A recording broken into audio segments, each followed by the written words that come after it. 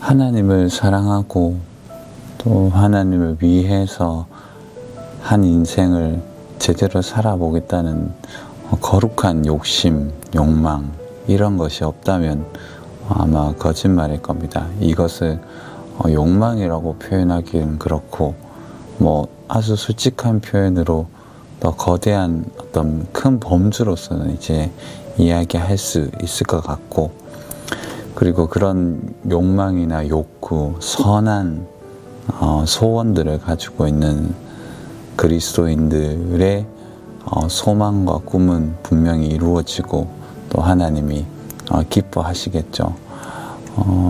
우리가 거룩한 욕망을 가진다는 것, 그리고 거룩한 소원을 가진다는 것은 굉장히 좋은, 또 우리가 꼭 가지고 있어야 될 소망 중에 하나라고 생각합니다.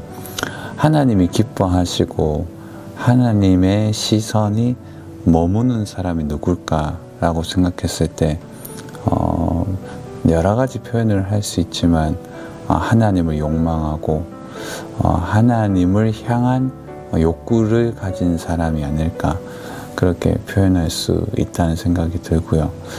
욕망이라고 얘기했을 때 인간은 다 이기적이고 자기 욕망과 욕구와 자기 지배욕과 자기 성취욕 가득한 것이 인간이잖아요.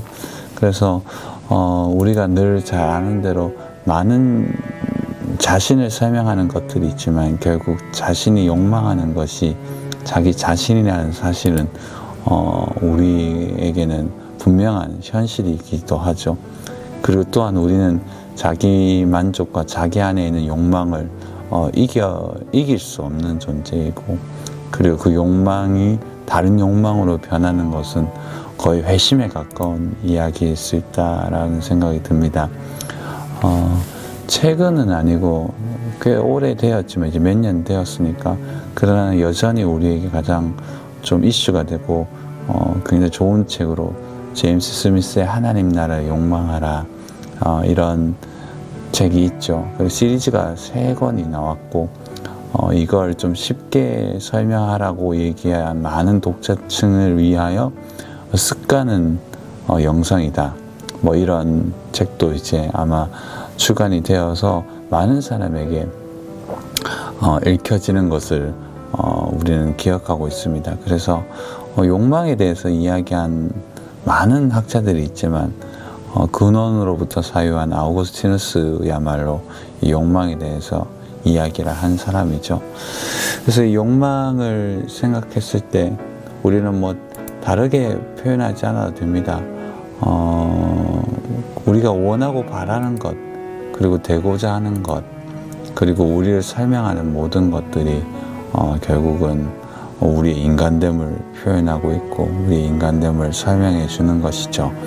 오늘 잠언서에서는 이렇게 얘기합니다. 1장 19절에 이익을 탐하는 모든 자의 길은 다 이러하여 자기의 생명을 잃게 하느니라.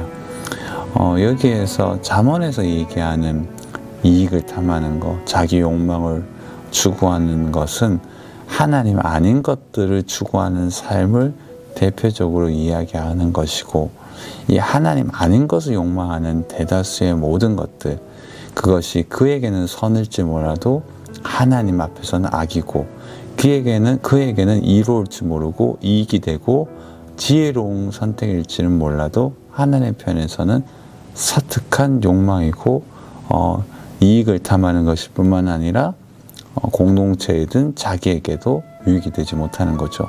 바로 이 부분에서 성경, 특별히 잠언은 참된 지혜자는 하나님을 욕구하고 하나님을 사랑하는 경외하는 자고, 그 아닌 다른 모든 것들을 욕망하거나 주인 삼아서, 즉 자기를 신격화하고 자기를 합리화하고 자기 욕구에 충실한 인간들은 결국 그 사람들은 자신의 욕구를 얻을 것이 아니라 잃어버리고 결국 자기의 생명도 잃어버린다고 얘기하는, 이 생명은 그 생명이기도 하지만 인간다운 참된 삶을 잃어버린다는 의미도 있기 때문에 우리가 우리의 욕망에 강조점을 두기보다 하나님이 원하시는 삶이 뭘까? 하나님이 원하시고 베풀어 주는 삶, 그리고 드려지는 삶, 하나님께 사용되는 삶이 뭘까라는 고민을 하지 않는 삶은 결국 그 삶이 망가진다는 것을 보게 됩니다. 그런 의미로 봤을 때 우리가 진정한 욕망은 하나님을 욕망하는 것이 진정한 욕망인 거죠. 하나님을 바라보고 하나님을 향해서 기대하고 하나님을 향해서 우리의 삶의 모든 것들을 좀 중심으로 두는 삶, 그것이 바로 하나님이 기뻐하시는 삶이겠죠. 그런 욕망을 변화시키는 유일한 길은 하나님을 만나는 것에 있습니다. 욕망을 절대 우리 힘으로 변화시킬 수 없죠. 우리가 우리의 주인이 되는 것처럼 느껴져서 우리가 우리의 욕망의 주인인 것처럼 사실 우리는 느끼지만 결국 우리는 우리의 욕망의 주인이 아닙니다. 우리는 우리의 욕망의 그림자에 갇혀서 욕망의 하수인이 될 가능성이 되게 많죠. 최근에 제가 작은 책을 출판하고 이 서재가 있는 정원이라고 이제 그림과 글을 또 모아서 출판을 했습니다. 여기에 첫 페이지가 역사의식이거든요. 여기에 보면 랑케라는 사학가의 이야기를 제가 담았는데 언제 어디서나 인간의 자유가 부름을 받았다는 사실이야말로 위대한 것이다.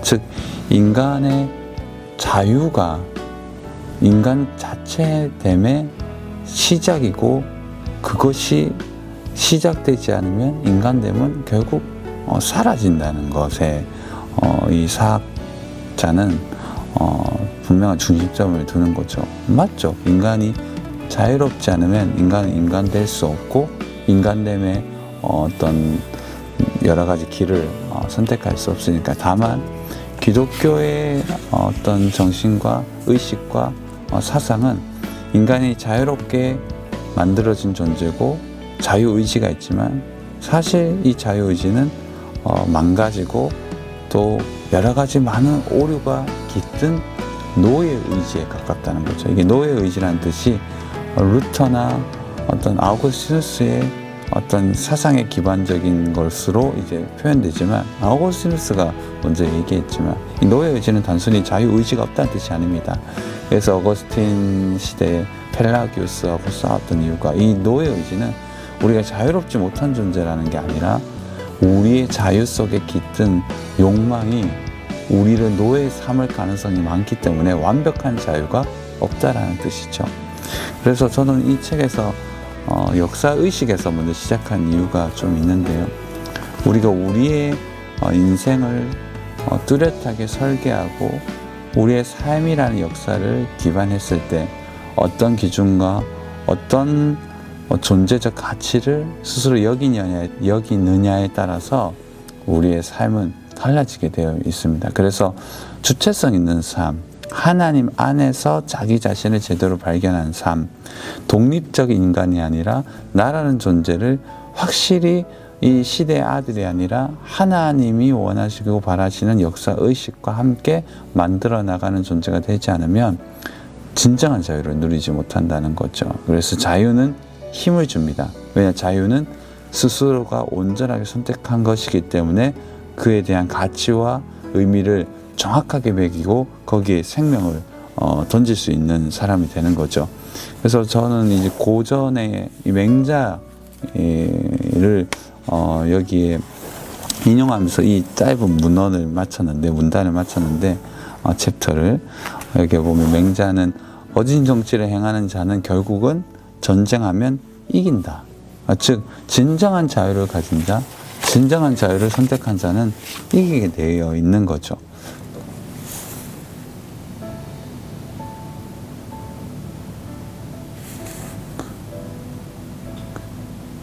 이제 거의 완성했는데요. 요즘 한동안 이제 그래도 조금씩 발전하고 있구나 그림이, 이런 생각을 하다가 또 최근에는 몇 번 계속 그려보니까 또 똑같은 느낌인 것 같아서 이제 아직도 또 더 뭔가 나만의 그림을 그리려면 아직도 뭐 배우지 않고서는 어렵겠다라는 생각도 좀 문득 들었고, 사이즈 큰 그림을 그려야 되나 이런 생각도 좀 들었습니다. 시간 관계상 저의 삶이 뭐 그림 그리는 삶이 아니라 안 되는데, 하여튼 그런 생각도 해보게 됐고요. 거의 이제 완성되는데요. 그려지는 모습을 다 담았지는 못했습니다. 제가 그리고 싶을 때 그렸고, 뭐 카메라가 그때는 좀 없었으니까 거의 완성되는 모습, 요즘은 일상이라는 이렇게 단어를 써서 그림을 그리는데요.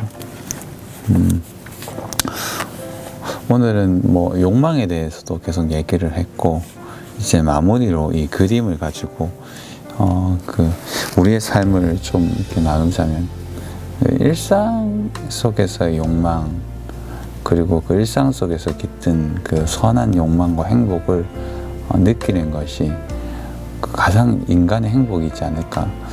어제 늦은 밤에 아이들에게 이런 얘기를 했거든요. 이기적인 사회에서, 이기적인 공동체에서는 아빠는 참 적응이 어렵다, 여전히 어른이 돼서도 하니까. 우리 초등학교 1학년 딸아이는 이기적인 것이 뭐냐고 얘기하더라고요. 그래서 초3이 자기만 생각하는 것이 이기적이다 라고 생각하고 얘기하고 되게 웃었어요. 그리고 초6 우리 아들은 또 굉장히 그런 얘기를 하더라고요. 아빠가 이기적이라고 생각하는 것은 아빠 생각이 아니냐고, 누군가는 아빠도 이기적이라고 생각하지 않겠냐고. 저는 굉장한 통찰력을 얻었는데, 초1, 초3, 초6이 다 자기 생각대로 되게 잘 설명을 해주더라고요. 맞는 것 같아요. 우리의 삶의 모든 것들이 여러 가지로 많은 깨우침을 줍니다. 그렇다는 생각이 듭니다. 이기적인 집단, 누군가는 저도 이기적이라고 생각하겠죠. 자기를 깨우치고 자기를 벗어나서 자기를 고쳐나가는 인간은 참 쉽게 만날 수 없는 군자입니다.